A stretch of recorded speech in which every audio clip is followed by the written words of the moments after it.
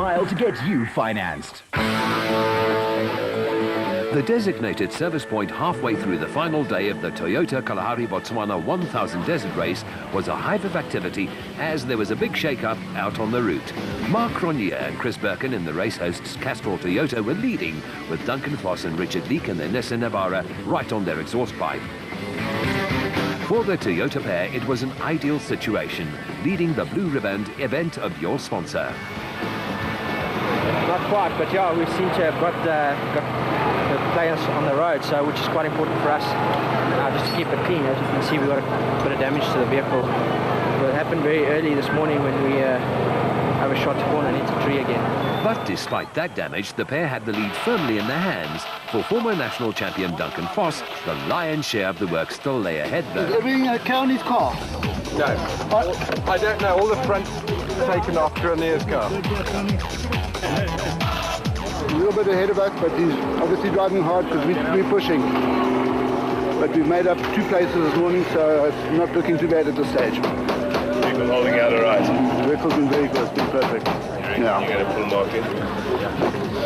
Well, I don't know, it'd be reasonably easy to get close to him, but to pass him is another story. It's with the dust and there's no wind to help us, so we'll see. We'll have to try and force him into a mistake. So Foss knew exactly how to apply the pressure. Mark Corbett was also in contention. Going well, we still have to lean on quite a few trees to get where we want to, but we started 26th yesterday and now we're up to 3rd overall. Yeah, the guys are it's really rough out there and tight. And you'd better believe that's just the way these guys like it. Good, no problem. It's rough now, but it's no more dust, so it's a lot better. It can go a lot quicker than we did yesterday. And no problems with the car at all. For Brandon Harkis, it was a good first half. Yeah, good. Not better than yesterday. Not so much dust. I don't know the times yet, but I think we're 4th. I'd like to know the times before I can really say anything, but the car's excellent. Took really good care of it yesterday. Having started 17th in the dust was just a nightmare, so you never know. We've got 250 k or 230 k's to go. Excited about what's left of the race. So we've passed 2 guys coming in. Obviously Hannes had a problem and so has Hugo, but that's how it goes for 1,000 kilometers. You can't have it your own way all the time, and we've definitely conserved the car. I'd like to know the times now, and then we can decide if we can push or not. After their compulsory stop at the DSB, the lads were off again, and it wasn't long before the first special made its appearance. The Sulwalds were still firmly in control.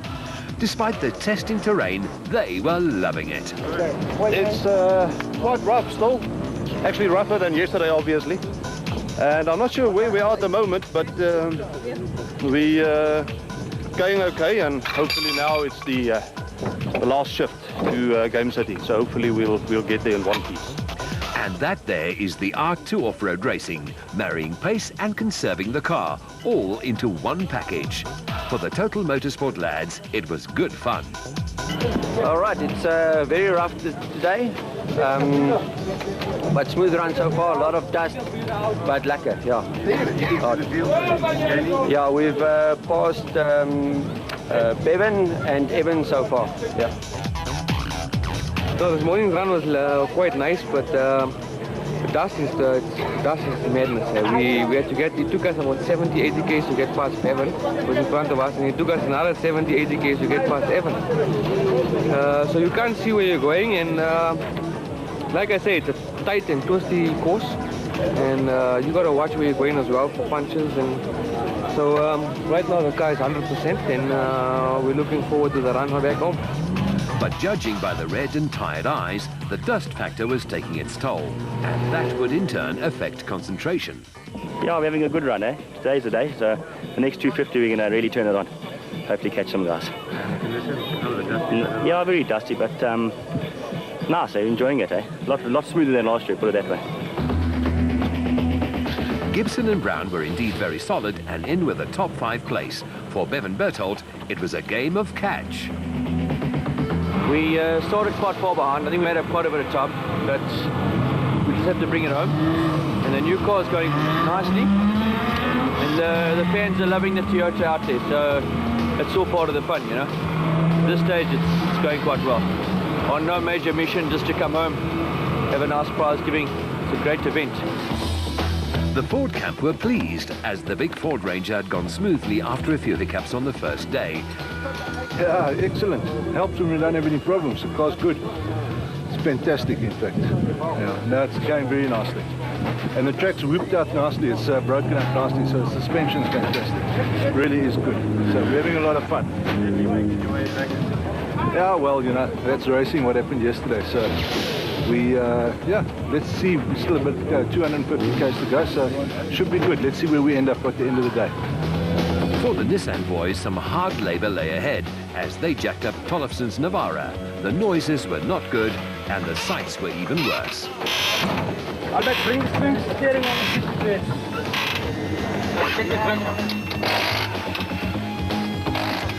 In the Ruacon camp, there was some scrambling, but then that was the general feeling at DSP.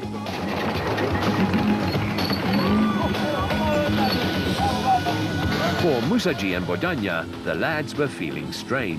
Very rough, it's very tough, and it's taking toll on all of us, the body and the car.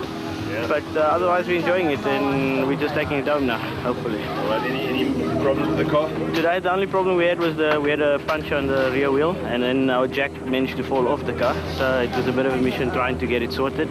But eventually we got here, and now we're looking for the end, the finish line. Thank you. Most of the drivers, navigators, pit crew and support staff all had that thought in mind as the cars were fired up to start the homeward leg over 240 kilometres. Peckham and Santoro were looking for a win in Class E. Vehicle and asset finance.